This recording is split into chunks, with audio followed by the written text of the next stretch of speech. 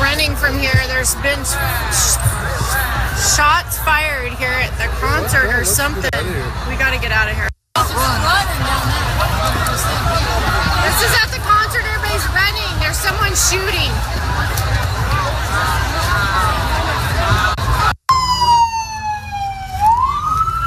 I'm over by the... Where are you? I'm Teresa Bowen, and this is my husband Nels, and we're from Logandale, Nevada. And on October 1st, we attended the Route 91 Harvest Fest. One of my biggest customers, best friends that I've got in Las Vegas calls me and says, hey, I got some tickets to a concert. You and your wife want to go? And I'm like, well, let me talk with her because we're usually busy on the weekends. And she's like, sure, we'll go. I didn't even know what it was. That's, I'm in Vegas, but I don't pay attention down there. And she said, yeah, we'll go. So the girls got it set up, and we went to dinner and went to this concert. And like she said, it was a beautiful day. And then chaos broke out. And I was just thinking to Teresa that we should get an Uber because it's going to get crazy here. And then all hell broke loose. The guys started shooting, and we were sitting in a VIP seating. We received VIP tickets from some friends of ours that went with us, so there was 4 of us that went total. And we were sitting in the VIP seating to the right of the main stage, and great day. The concerts were great. The performers before were awesome. It was a beautiful day. Jason Aldean came on. He was about into his 3rd song, and we heard something that sounded like fireworks. We actually turned to each other and said, was that fireworks? And I, me being me, said, I think that was gunfire. And but nobody changed how they were acting at the concert. She's telling me them are gunshots. I'm like, no, it's not. It's fireworks. People would be dropping down there or getting down. They weren't. Like she said, nobody believed it. Jason Aldean kind of looked off to the right where the VIP seating was, like kind of looking right at us. It's like you could tell that he had heard something. And, the concert goers in front of the stage that were all standing were still there. And then the second round came. The first round was sounded like to me 8 to 10 shots, like just rapid fire. And then the second round came, and it was much longer than that. And we said, we got to get down, because we all looked at each other, we got to get down. So we got down in front of our seats, and the VIP was kind of a elevated area looking down on the people standing in front of the stage there. And some people did get down in the front, and others just didn't take it serious at first. I mean, they were still standing. Jason Aldean said something, turned, ran to his band. They all ran off of stage. The lights went down, and people were still standing up yelling for him to come back on stage. And you could see people texting on their phones, standing, and some were down and some were standing. And the third round came, and it was a long, repetitive, rapid fire again. And everybody started to run then. I think they realized that, he was shooting right over our heads, because our backs were to the Mandalay Bay, and we were under a tent cover, sort of in this VIP section that was there. And people started to run by the third round, and the crowd just cleared out, but you couldn't go. It was like the shots were coming from the Mandalay Bay, so they were coming from that right side of the stage. So you couldn't really exit out that way, but people started to exit out that way. Most of them ran to the back of the venue, which there was no way out. There was a 12-foot wall, there was chain link fence, the airport's on the other side. They were climbing over the fence, they were trying to go under the fences, they were running onto the runway. But if you went out the Mandalay Bay side, he had actually started shooting people out the exit as they exited out that way. And we kind of just laid low by our chairs for a while. It seemed like 10 to 15 seconds between rounds. And so after everyone that was in standing room only cleared out, we started down to the bottom of the VIP section, and we're going to make a run across there. And they had turned on these floodlights from the stage, and I'm sure it's so people could find exits to get out, but it also kind of lit it up like a football field down there. And we were going to run across the open area, and we started across, and the gunshots started again. And so our friends proceeded across, and the firing, the shooting started again, and they went on, and we turned and ducked back under the bleachers. And the bleachers, there was probably a foot of space. Seriously, they were in enclosed bleachers, not like a football bleachers. And I kind of just slid underneath there, and I couldn't believe the number of people that were under those bleachers.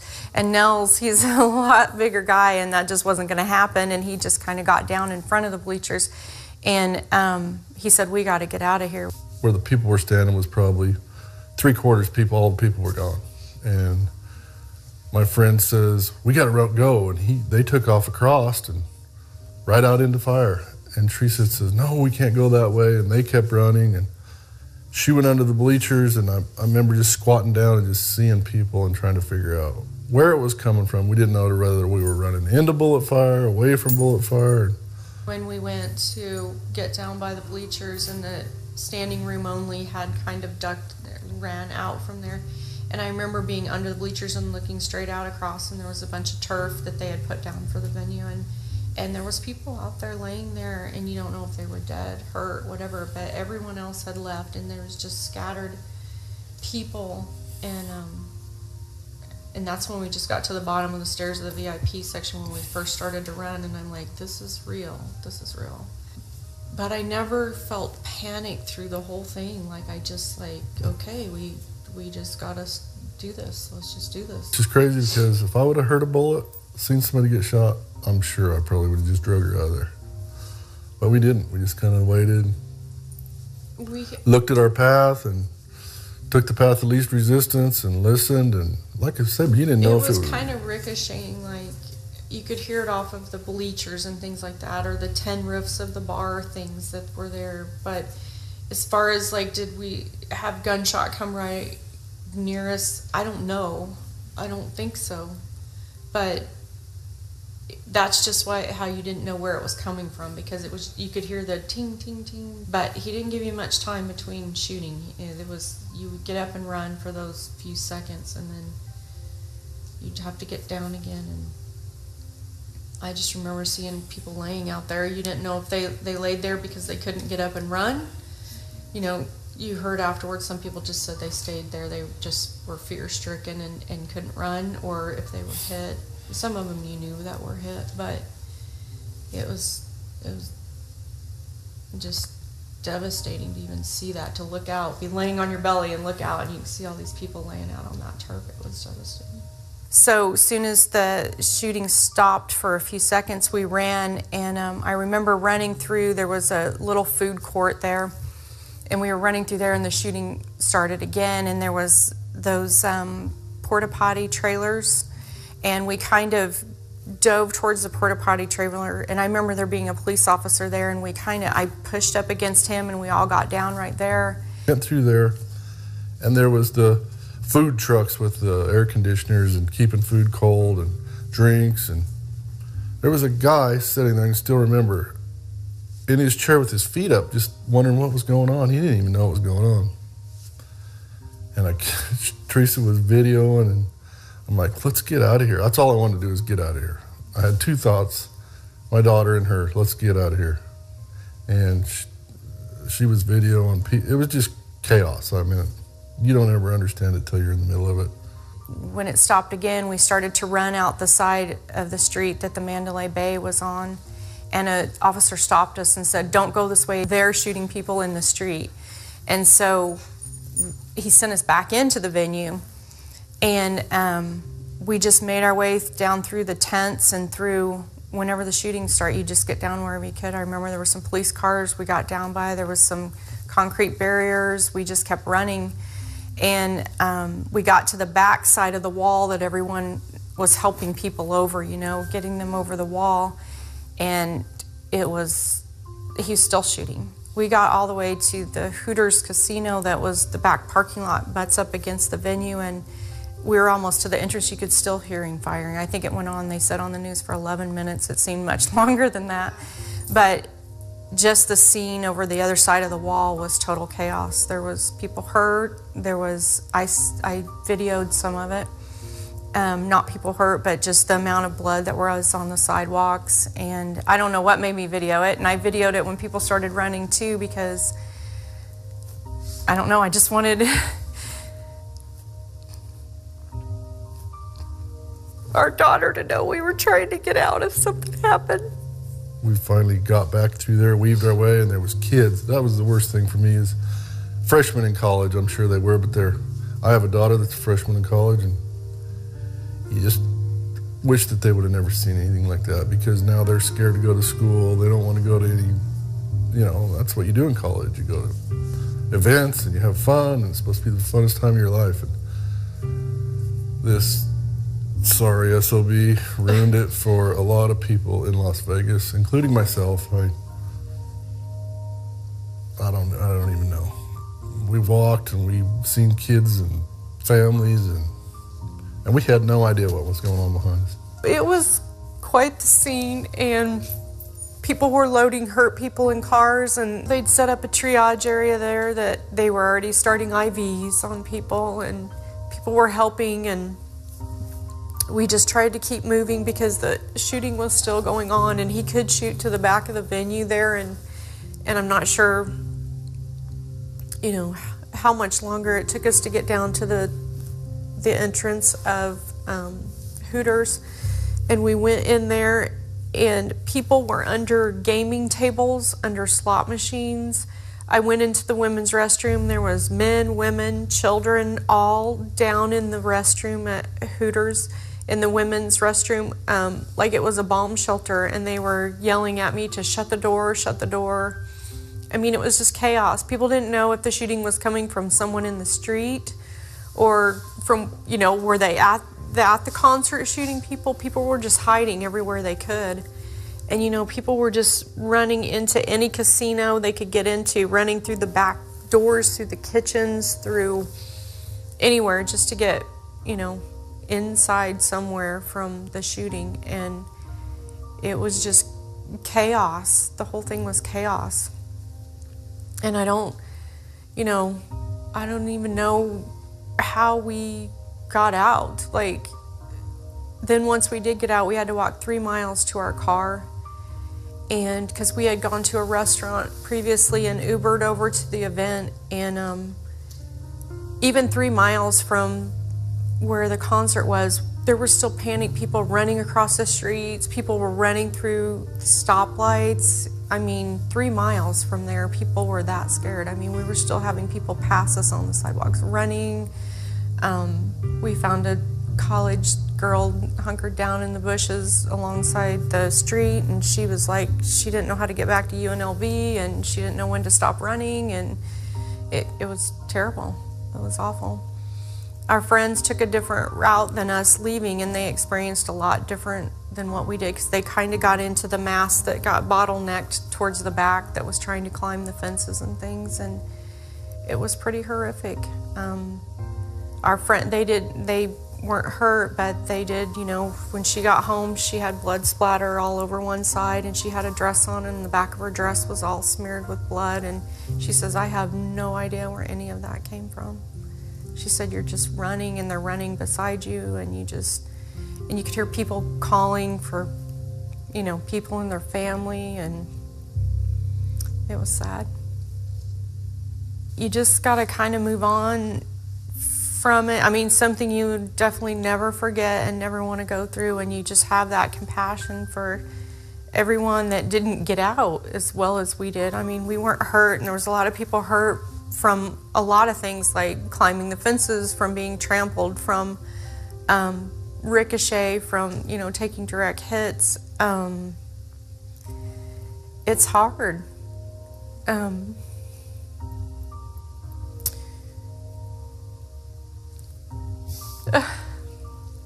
don't know.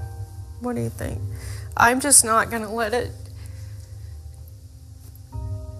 change. I think Tuesday I had an event to go to and I didn't go, and I thought, that lets someone else win.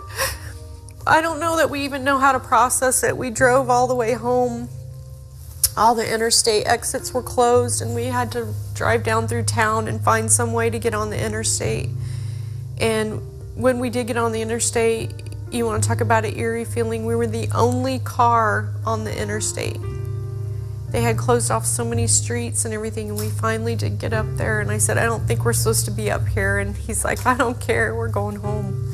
And I don't think we spoke to each other the whole way home. And I don't think we spoke about the incident until Thursday. I don't think we talked about it. I don't think we said anything. We just, I mean, it's just a bad deal. Unfortunately, I had my phone in my pocket, and the last person I called was our daughter, and I dialed her accidentally while we were running, I guess, and she kind of heard the whole thing, so that was pretty devastating. Like I said, there was a little jackpot on Tuesday night, and I wanted to go, and I love to go, and that's something that I do, and Tuesday rolled around, and I just couldn't, I just felt so heavy-hearted about everything, and the thought of going out in public and people wanting to talk about it, and I just didn't go. And the next day I was really mad at myself. I thought, when you don't go, you let him win. He's changed the course of my life. You let him win. And I'm just not gonna do that. But that's what I felt like, and you feel like staying home. You feel like staying home and not going anywhere. I mean, Nels has to go to Vegas to work, and I know he didn't go Monday, and Tuesday was hard, and his reaction to things is just to be quiet. He just stays quiet until he's ready to talk about something, and I know that it's got to be hard to drive back in there. I haven't been in there. I'm just be honest with you. But even going to work Monday morning, I have an excellent staff, and they were concerned, and I just walked in, and I remember telling him, we're not talking yet, okay? And everybody just nodded their heads, and I just went on to my office, and I remember just staying in my office all day, and I didn't really come out and talk to anyone because I just wasn't ready to face all of it. And there was so much more than what we experienced when you watch the news. It was just so devastating how people that ran different directions and did different things, how they were so changed by everything that happened, So, we keeping our mind off of it more just by doing more chores. That's what I said. I texted someone the other day. I said, I think the barn hasn't been any cleaner because I think we go out and we busy ourselves, and he cleans stalls, and I don't think the horses have ever been cleaner. I think they got washed and groomed, and spending time. We've been in the arena a lot this week practicing roping and practicing my barrels and things like that, because that's therapeutic, to get out with the horses and spend some time doing that. And I think that's our therapy. I know that's his therapy. I don't think the horses can have a cleaner stall than they have right now. So that's kind of how that we have handled it this week, just busying ourselves in something that we love, like the horses. Yeah, it's crazy. Like I say, it's still, I didn't even believe it was gunfire when I got in the car. I live in the United States of America. That's not supposed to happen. And yeah, it's just so crazy. And it's going to change us. I just got to keep going. Like I said, I just stay busy. You stay busy and you just kind of let it process. And it's human nature to ask. And every person I see, they knew about it because we shared it on Facebook and our friends. And everybody you see or talk to on the phone wants to ask you about it. So you repeat it. And I don't even want to turn the news on anymore because I don't want to hear about anybody else. But I'm still curious why. That's my biggest thing. If I just knew why. And I don't think I'll ever know. Yeah, I team rope. I used to rodeo, and I got a family. And I wouldn't trade it for a minute.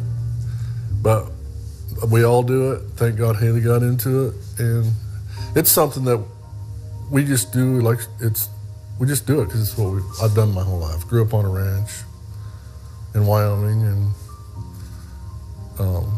we'll just keep doing it. Thank God we've got them. If we just had to come in here and sit, and, you know, like going to a townhouse, or it would probably really eat us up. But we got stuff to do, and we're going to go through it and keep going. That's why I always tell my wife I'm going to live every day like it's my last, and I'm always in trouble. No, I don't know. Positive thing, we just kind of aware. Anybody that goes to something like that, thankfully, yeah, we're blessed that we're here today. I think something positive from just being there at the concert, I was asked before, were people just climbing over people, and was it they trampled? And it wasn't that feeling at all. Everyone was helping everyone. If someone was down in front of you, you helped them up. If someone, you know, they were definitely dragging the people out that were wounded and going back for them. And when the concert area bottlenecked down to where they were trying to climb over the fence, they were helping people over the fence. It wasn't just every man for himself. I did not get that feeling at all. And the way that Las Vegas is portrayed as a, you know, it's a Sin City. It's a fun place for everyone to come and have fun, and there's not a sense of community. Well, they're wrong about that, because there were so many ambulances on the scene, so many people that weren't first responders to start with, and they were helping people, and you know, private vehicles taking people to the hospital, and the way the hospitals were able to handle that was pretty impressive, because that's a lot of people. I've been an ER nurse for many years, and that's a lot of people to take on at once, and they did it. They took them in. And so, you know, that myth that Las Vegas is full of tourists and there's not a sense of community, I really felt like there was. Because they were all tourists for the most part. I mean, there were some local people there, but people flew in from all over the country to go to that thing. You know, from Florida to New York or whatever. Canada, yeah. And everybody was helping everybody, and we've seen a lot of stuff that nobody ever needs to see, but I'm just glad we didn't see the worst part of it, because it would really scar me then, I think. It was definitely a sense of community, and you know, the country, us being, I don't know what you would call it, from like a rodeo family, and that's country music, and it's all kind of the same thing. I just really got that sense in there. Like, you know, I've been asked several times if people mostly trample other people. I just didn't see that. People were really trying to move as one out and help everybody out, and it was pretty amazing. And stopping when they could have just scaled the wall and got out, and stopping and lifting people over walls and pulling out fences and helping them get underneath the fences. And like that guy that came over and opened the fence for us to get back off the street and back into the venue. It just wasn't that. It was everybody was helping everyone.